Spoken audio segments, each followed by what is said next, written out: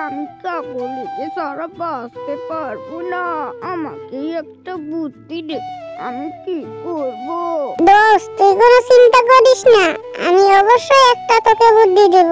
দোস্ত তুই একটা কাজ কর, ওই সামনে মুড়ির দিকে যায় দেখ বাঘ মামা আছে।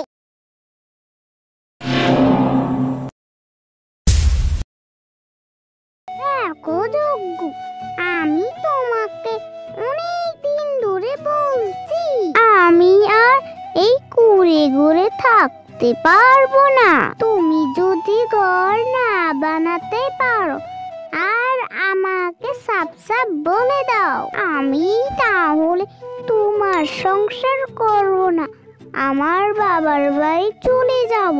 গিন্নি, তুমি আমাকে কয়টা দিন সময় দাও, দেখো আমি তোমার জন্য রাজপ্রাসাদ বানাবো। চক্কু, তুমি তো এই কথা 3 বছর ধরে বলে যাচ্ছ, তাই আমার ধৈর্যের বাঁধ ভেঙে গিয়েছে। তুমি থাকো তোমার রাজপ্রাসাদ নিয়ে, আমি চললাম। কাকলি, আমাকে ছেড়ে যেও না, আমি তোমাকে ভীষণ ভালোবাসি। আমি তোমাকে ছাড়া বাঁচতে পারবো না।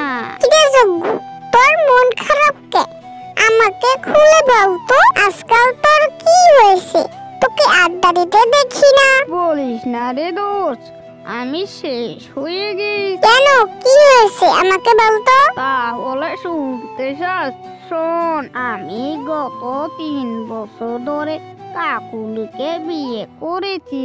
যেদিন থেকে বিয়ে করে এনেছি সেদিন থেকেই বলে যাচ্ছে আমি কুড়ে ঘরে থাকবো না, আমার জন্য একটা ভালো ঘর বানাও। আমি তো এতদিন মিথ্যা আশা দিয়ে রেখেছি আর বলেছি, কাকলি দেখো, আমি তোমার জন্য একদিন রাজপ্রাসাদ বানাবো।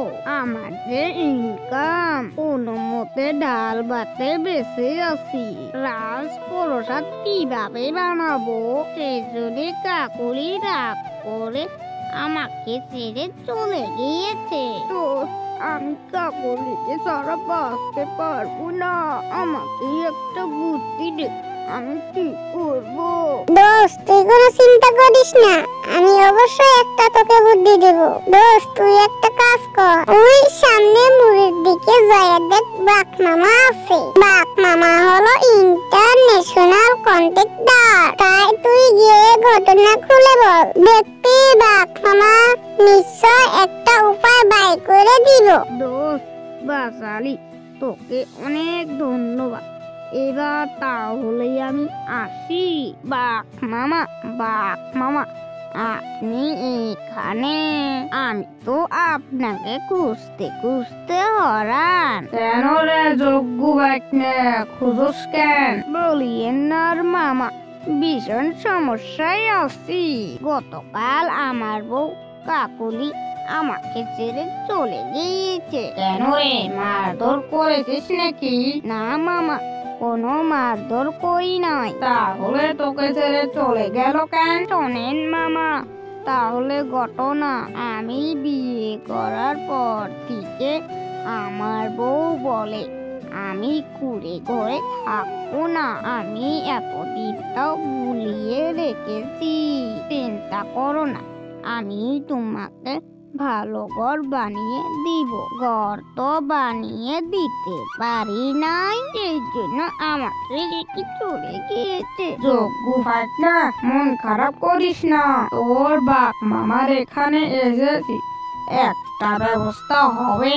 আমি তো কন্ট্রাক্টর, আমার অনেক সাইডে কাজ চলে যাচ্ছে, তাই তুই একটা সাইড নিয়ে কাজ কর, দেখবি তুই অনেক টাকা উপার্জন করতে পারবি আর সুন্দর করে ঘর বানাতে পারবি।